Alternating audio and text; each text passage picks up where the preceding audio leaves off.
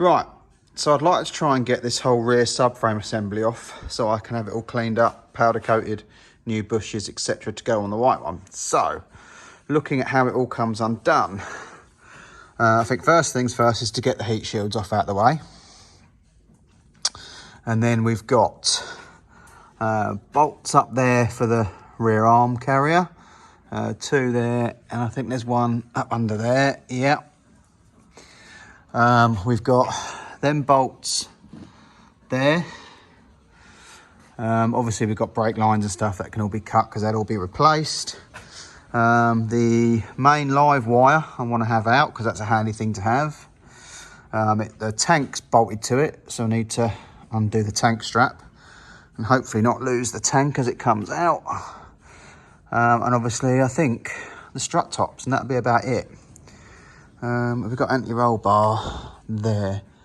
Where's the anti-roll bar's on the top of the subframe, so that should come out with it. So I think it's undoing all the cables and pipes, get these heat shields out the way, and then we'll see where we are.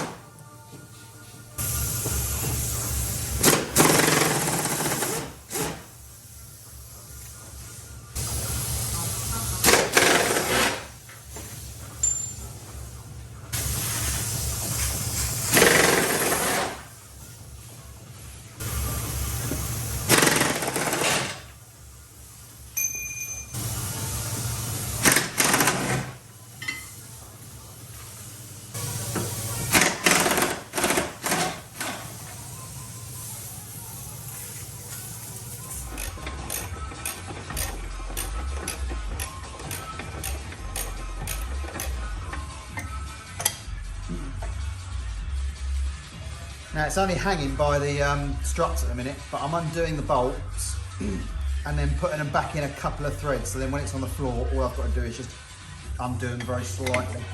Makes it a bit easier.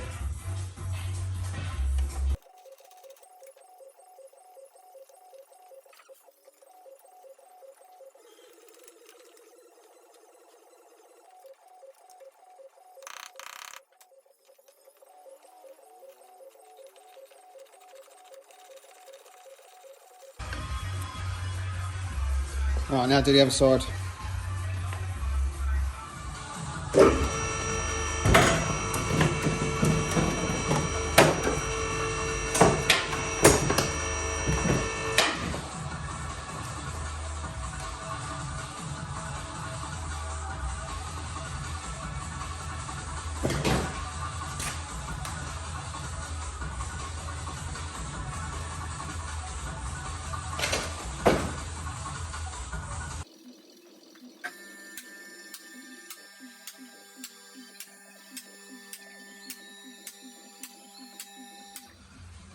So onto the front subframe. Now, that is going to be these 3 here on both sides.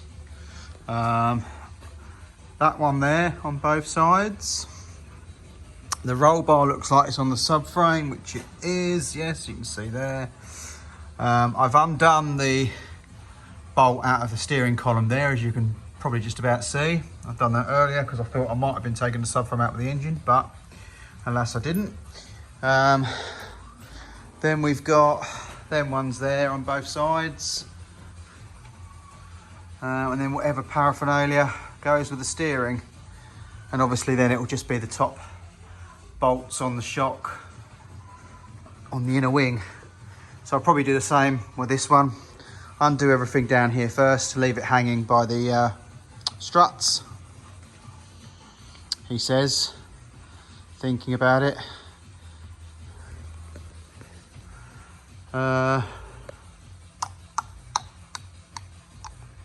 No, what I'll probably do is I'll undo these ones underneath, leave it hanging by these ones inside the engine bay, because obviously it won't hang. I suppose if I put them back in there, it will. and then lower it down, undo the top shock mounts, and then undo those, and hopefully that will be that.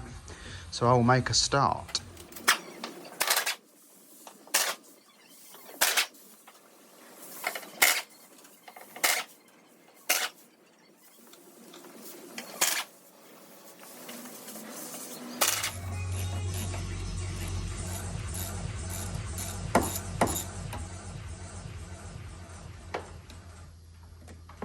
Taking the back, my foot got tagged up in the wire. It's like I shake it off without saying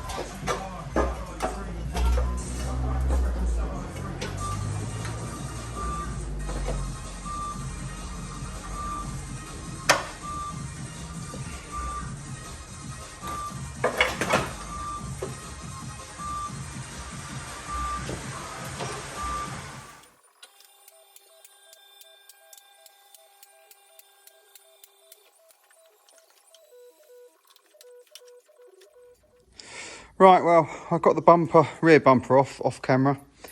To get those off, you've got a 8mm bolt on that clamp underneath, and then you've got to take the wheel arch spats out, and there's a couple of screws there, and inside the boot, the rubber bungs that are just behind here, in there, or they were, obviously. Where is one? These were screwed in there. You just put your screwdriver in the end and undo it, and the bumper comes off. So then I've got it off the ramp, got it on some dollies, so now I can move it away from the ramp back a bit and start stripping the insides out. And then obviously it can go back on the ramp to be lifted on the trailer, so that's a job for another day. So yeah, getting there. Got quite a lot done today. So I'll come back tomorrow and get on with the insides.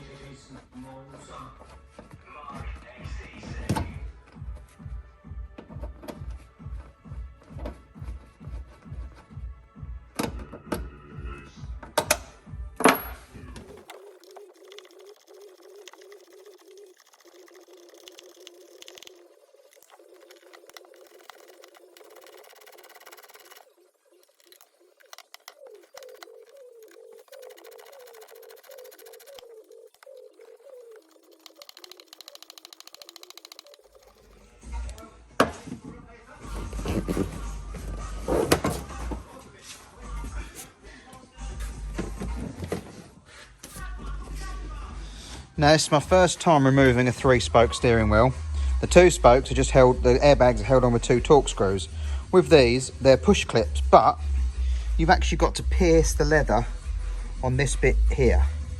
You've got to pierce the leather to put something through. That's madness. Crazy. But anyway, that's what we've got to do now. There, it's popped off, but now you've got little tears in your steering wheel. Seems strange to me, but there we go. That's how it's done. Right, the next job I did was to take the dash top out, because I probably would like to get that flocked for the track car. So it was pop the panel off the side here, and there's T20 Torques in there. Behind the front panel here, there's 4 T20s there. There's 2 T20s up in the centre, sorry, there and there. A T20 that side of the rev counter, the same 2 on the other side, and there's also 1 round there. There are 4 T30s along the big vent at the front, and there's another 2 T20s on each side of this. And you also had to undo 2 earth cables. I don't know if you probably won't be able to see them, but they were bolted where the airbag mount was. They go up on the dash as well for some reason, and now it's ready to come out. Another thing I forgot to remove was the light. So that was what was holding the dash up, and unfortunately, because I pulled it thinking it was a clip, I've damaged the LED for the alarm. But not too worried about that for the sake of this car, but I'll know for when I put it in the white one once it's flocked. Yeah, so that's that out. Next thing I want to try and remove, hang on, put that there out of the way. Now this had the climate, digital climate, and the white one over there has the manual heat winders. I'm guessing, being that the fact they're the same year or thereabouts, it should be a fairly simple swap. I'm guessing it's going to be heater box, because obviously that's going to have digital modules as opposed to cable operated ones. So I think probably the whole dashboard's got to come out for me to access the heater box and the loom that goes with it. That's the plug for the heater controls. I don't know if it's going to be worth it or not, but as I'm stripping this one down, I might as well practice on this one and take all this out and see what I'm left with, and see how easy and simple and worthwhile it is. I mean, I do want digital climate, so you know, I've got the car here. It seems silly to scrap it and lose all the bits, so I think I'm going to work on removing the rest of the dash and seeing what's behind there. I won't do a step by step because I'll be here hours, so I'll just show you once I've done. If there's any questions someone wants to know if they've got to remove theirs, I can hopefully tell you. But I'm just going to crack on now. I'll come back once it's done. Right, well, with the dash out of the way, you can kind of see what's going on. That's the loom. There's a box up there I need to investigate, but it plugs into this thing, which screws to the side of the heater box and controls all the channels. So I wonder whether the heater boxes are all the same. It's just this that bolts to the side and changes it all. I can't see them doing a separate box because both the cars are the same year, so I don't know really, but I think I'll try and remove the whole heater box anyway, and then it's out of the car. So in the event I do need any bits that are different, I've got them. But yeah, as you can see, it's on like a wheel. It turns and moves all the arms, and there's obviously a control box there with wiring that goes off. So I'll start removing this and see where we're at. Right, I had to get the heater box out next, so I need to come out here, and there was this plate that was bolted on with these 3 10mm nuts, and that was surrounding the pipes. So that feels really loose now, so I'm going to try inside and see if that just falls out. And there we go. Yep, it just literally fell out. So I'm imagining there's some wiring somewhere that's stopping it from coming all the way out, but that's pretty much it. So I can now enjoy the excitement of stripping the white one down and swapping everything over. Joy. Why do I do these things? So the only real wiring was that 3-pin plug there, I say 3 pin because you can see there's only 3 terminals in it, and that went to that plug there. And then you've got this one here which plugs into this plug on the main loom here. So if I pull this out, this whole box will come out, and then I've just got to decide whether I need to remove all this loom or not, just in case the loom's different. I can't see it being different, but I would hate to go to strip all that car out, go to fit it, and then see it doesn't fit. So again, as it's going to scrap, I might just pull it all out just in case. Right, so the dash loom, I've just pulled the kick panel off from the fuse box. It plugs into here and to here with this relay, but this will disappear up behind the fuse box. So I was just checking all this didn't plug into one of these, but it doesn't. So I'm going to unplug these here, and the dash loom goes over the other side to the other kick panel. So I'm going to take that off and have a look, and then once this loom's out, I'll then look at the rest of the loom. What I might do is just pull this one out and leave it, and then maybe take the kick panels out the white one and see what's there. If it's the same plug with the same wires, then I know I haven't got to remove all this. If not, then I've got to change the whole loom. Right, so behind this kick panel where this loom went to is an ECU, the body controller. So I suspect maybe either I'll have to have my one recoded for the automatic climate control, or I'm going to have to change this box and anything else that's related to it into the other one. I don't know, I need to do some research, but for now at least I can unplug this and get this loom safely out the way if I've got enough fingers, which I don't think I do. No. So yeah, so not only am I showing you, I'm also videoing this for my reference because my memory is horrendous. Anyway, moving on. Right, well, I think it's pretty much stripped as far as I want to go.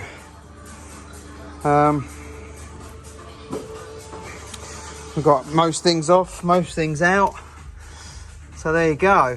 So now it's going to go on the trailer, get filled with any scrap I've got, and get shot.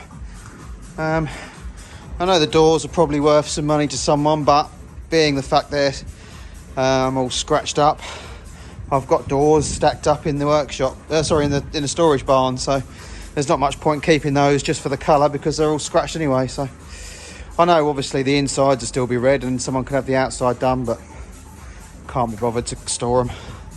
So I'll now get the white one back in and start fitting the broken bits, or start fitting the good bits in exchange for the broken bits.